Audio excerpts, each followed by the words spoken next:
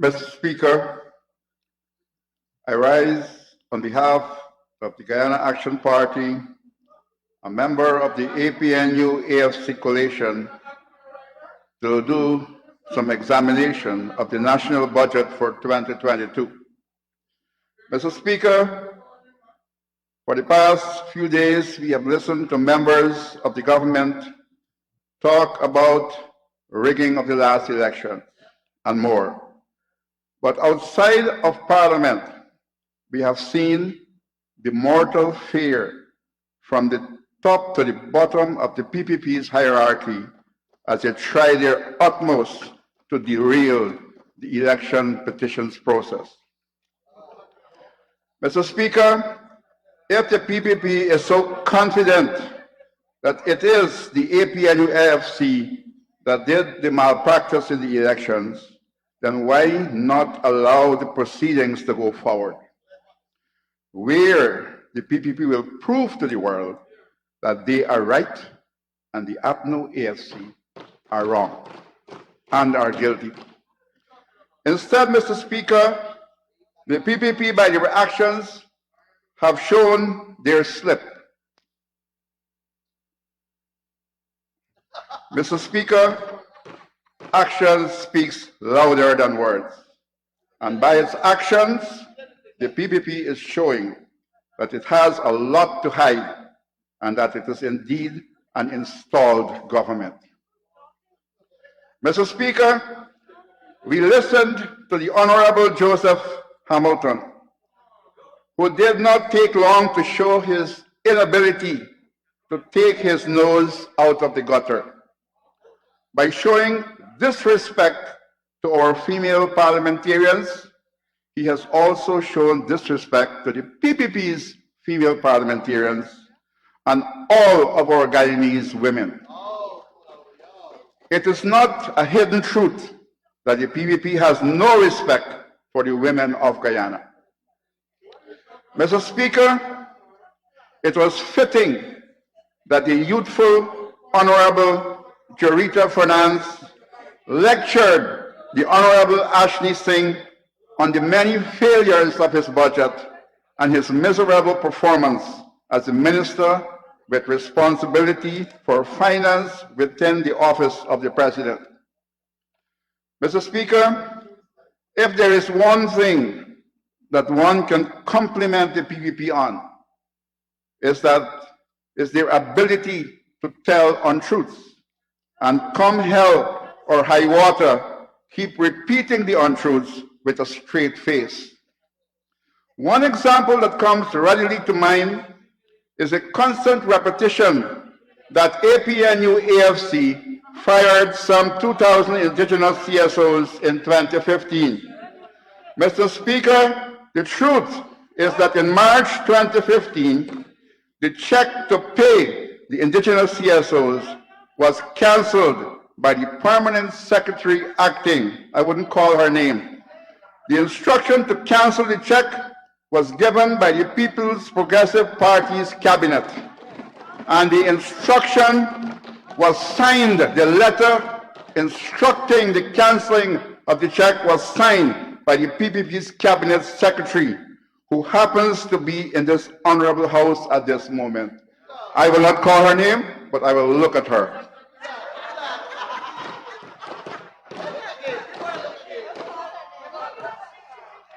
Mr. Speaker, it was not the APNU-AFC that fired the 2,000 CSOs. I repeat, it was not the APNU-AFC that fired the indigenous CSOs. It was the PPP that fired the indigenous CSOs. Yet the PPP would look the indigenous peoples and Guyanese in their eyes and tell them this untruth. Just imagine the amount of untruths that the PPP sprays on the indigenous people and the people of Guyana. They keep spraying it, using a spray. Mr. Speaker, the APNU-AFC, because we care, allocated funds after the elections to pay the stipends of the CSOs and invited them to be part of the Far Better Haze program. Mr. Speaker, The indigenous people are a quiet people, but our quietness must not be taken for granted. One example of this is that at the last Tushau's elections, the indigenous communities in Region 9 quietly went against the strong-handed attempts, including threats, to force the indigenous people to vote for leaders chosen by the PPP. Mr. Speaker, generally, the people of Region 9 rebelled against the PPP's bullyism and voted for leaders of their choice. It must be noted that most of the Tushaus currently elected, especially in the larger communities, were friendly to or supporters of the APNU-AFC and the Guyana Action Party, or are apolitical in their beliefs. Amid all the disasters of the floods, the PPP faced its own disaster when it was soundly rejected by the people of Region 9. Let this be a lesson that the indigenous peoples are a proud people and will not be bullied by the PPP or anyone. Mr. Speaker, the indigenous people of Guyana are waiting on the PPP to facilitate the elections and activation of the National Tushaus Council. If the PPP cannot do this because of excuses such as COVID-19, then do as proposed by the former Member of Parliament, Honorable Mervyn Williams, when he suggested that the last elected NTC body continue to serve another term of office. Mr. Speaker, the indigenous peoples of Guyana had requested that the Amerindian Act of 2006 be revised. They are waiting to hear when the PPP will continue this process started by APNU-AFC. Mr. Speaker, what about the promised increases for Tushaus and the honorariums for indigenous village councillors? We are waiting on the minister to tell us if this is in the budget. Maybe it's hidden somewhere. Mr. Speaker, I wish to propose that a comprehensive development strategy for the hinterland be developed. It is in the hinterland that we have the people who have, for thousands of years, kept the environment intact, and to date, it remains a valuable asset to Guyana and the world at large. Mr. Speaker, I ask this because although there is a provision in the Amerindian Act of 2006 that states in Section 51(3), and I quote, "The Guyana Geology and Mines Commission shall transfer 20% of the royalties from the mining activities to a fund designated by the minister for the benefit of Amerindian villages," end of quote. Mr. Speaker, the indigenous peoples have not heard a squeak from this installed government about the status of this fund. However, on doing the research on the benefits for the indigenous peoples from mining activities, I came upon a part of the Auditor General's report of 2014, which states inter alia, the sum of 11.314 million was received in 2012, that is into the fund, but not acknowledged by the ministry until 2013. The reason for the late acknowledgement could not be ascertained.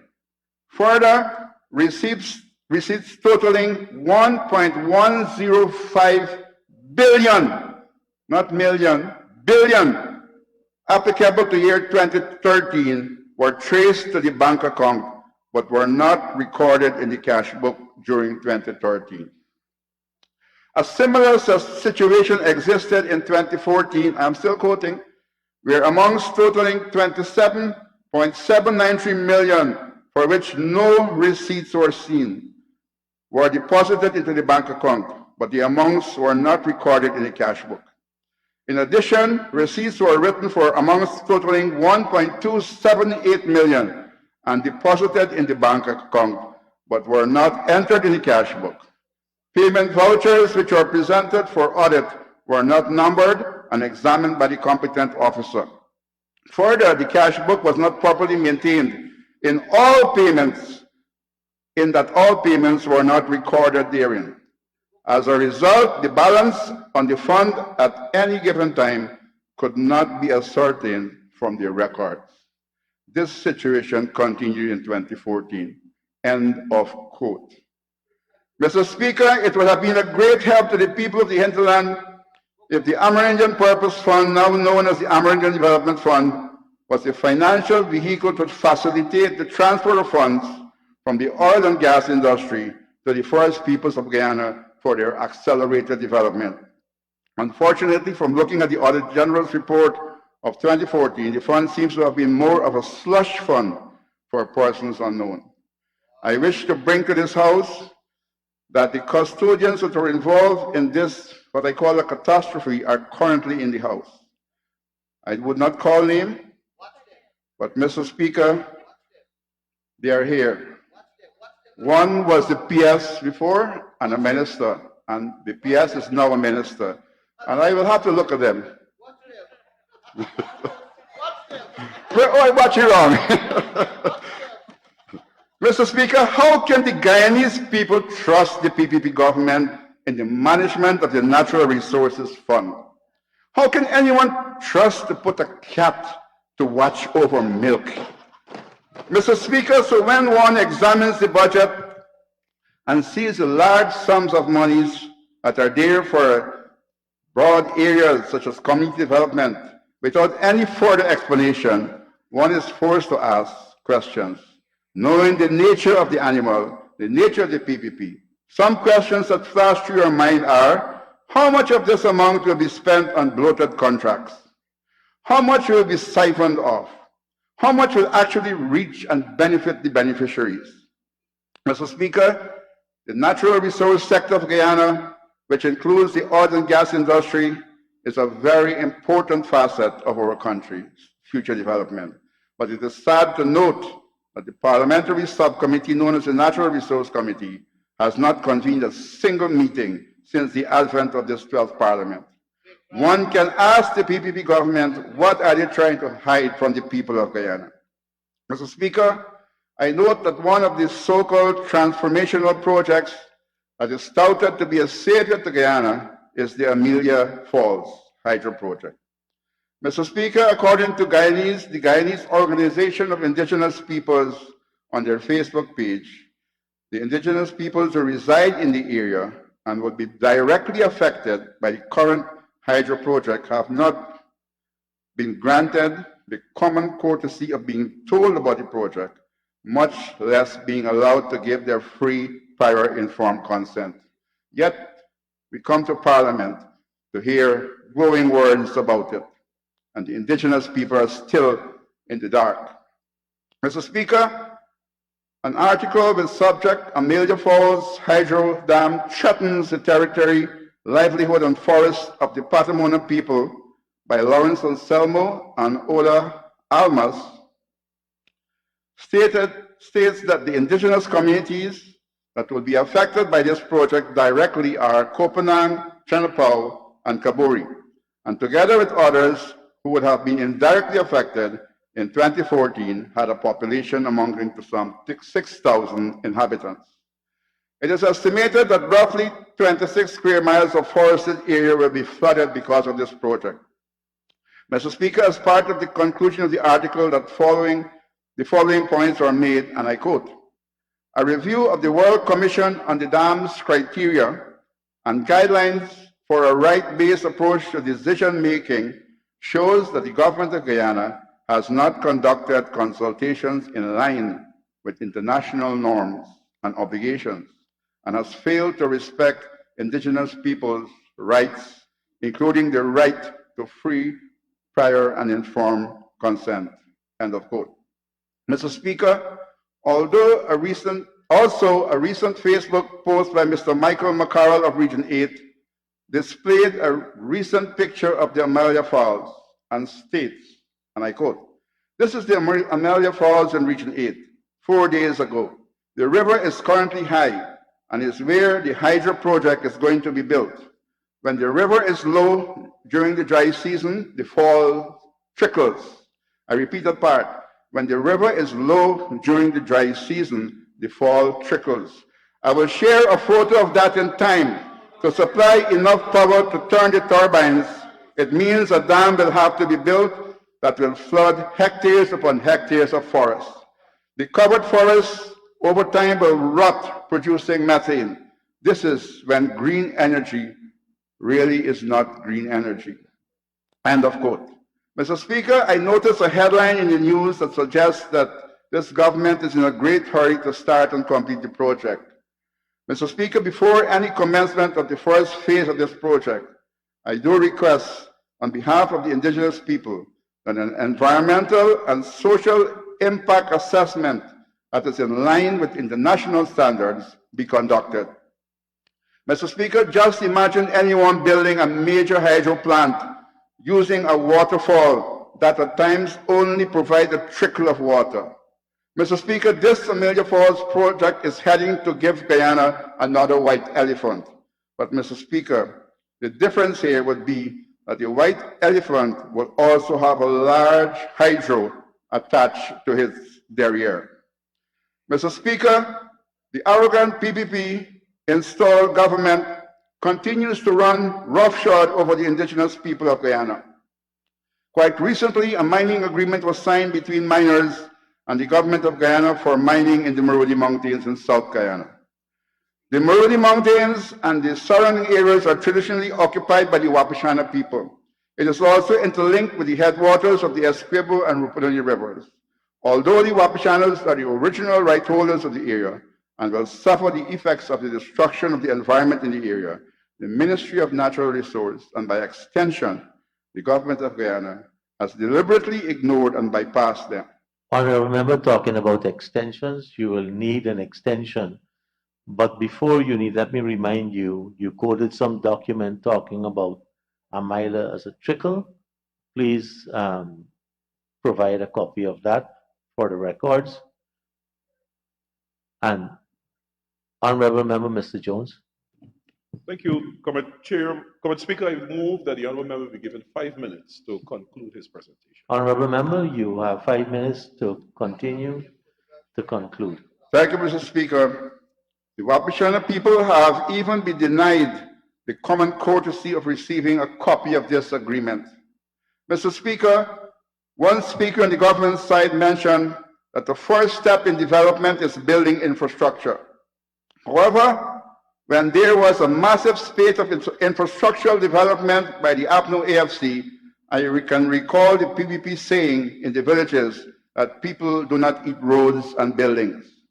Mr. Speaker, the APNU AFC is in a short time of 3.5 years, not only made massive political positive strides in infrastructural development all over Guyana, including the hinterland, but concomitantly looked after the welfare of the Guyanese people.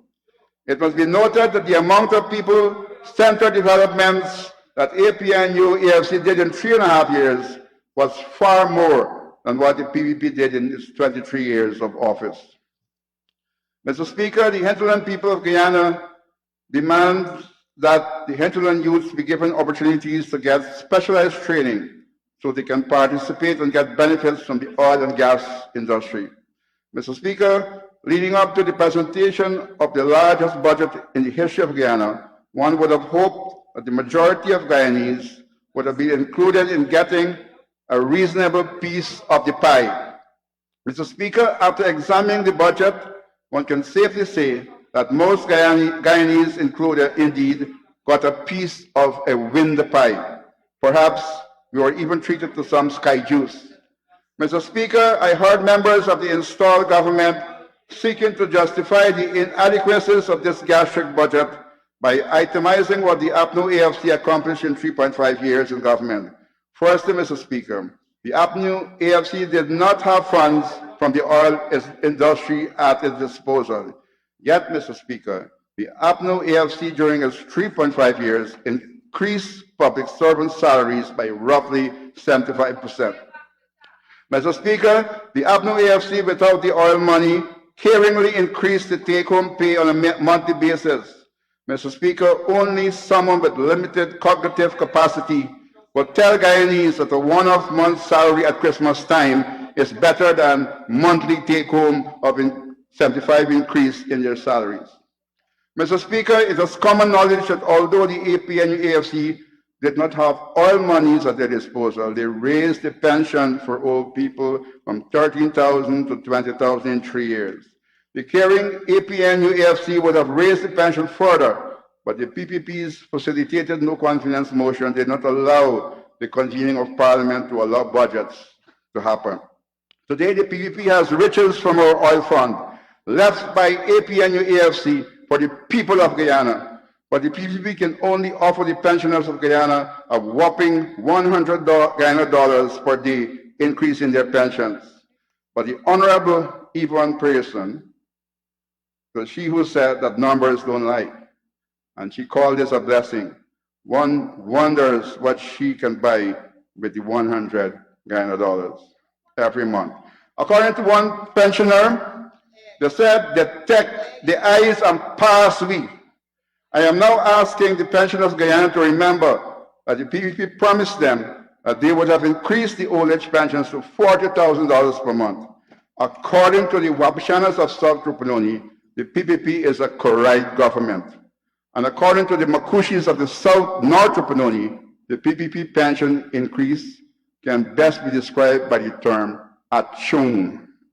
Mr. Speaker, the PPP promised Guyanese an amount of $50,000 per child, but because they do not care, they have only granted the sum of $25,000 per child. This amounts to roughly $68 a day. In Latam, under the caring APNO AFC, students were transported to and from school using the David Granger bus. But today, students have to pay at least $1,000 per day for taxi hire to attend school every day, while the David Granger bus is parked and allowed to rot in a compound. So much for a PPP that cares. Mr. Speaker, we are told that only 500 more CSOs will be added to the existing amount of the program. I want to let the young people know that if it had been the APNU AFC, we would have increased this amount to 2,000 youths. Further, we would have activated the first hinterland training technical institute at Bina Hill in Anai Region 9. Mr. Speaker, the budget of 2022 is said to be transformational, but what the government seems to miss is that it is only transformational for the pockets of the PPP and their close supporters. Mr. Speaker, recently reports came from affected persons that the Latin Public Hospital ran out of beds, space in the male and female wards. Mr. Speaker, I recommend that a two-story regional hospital be built and equipped to cater for eventualities, bearing in mind that Latam is now a growing border town. And we must also start thinking out of the box and start stocking antivenom in the dispensaries across the region. Also, Mr. Speaker, the people of Region 9 are waiting on the announcement that there will be a new secondary school in Maruna and Karasabay. If these announcements cannot be made this year, and it is not a transformational budget, but a dysfunctional one. Also, Before you could go to also, you need to conclude. You're already 2 minutes over the 5 minutes.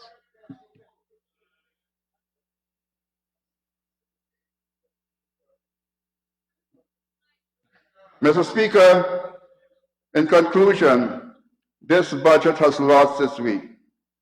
It has lost connection with the majority of the people of Guyana. It is a budget for the Dubai boys and girls. It is a budget for those who utilize taxpayers' money to take their wives and girlfriends and boyfriends to Dubai. It is not a budget for the majority of Guyanese. I rest my case. Thank you, sir. Thank you.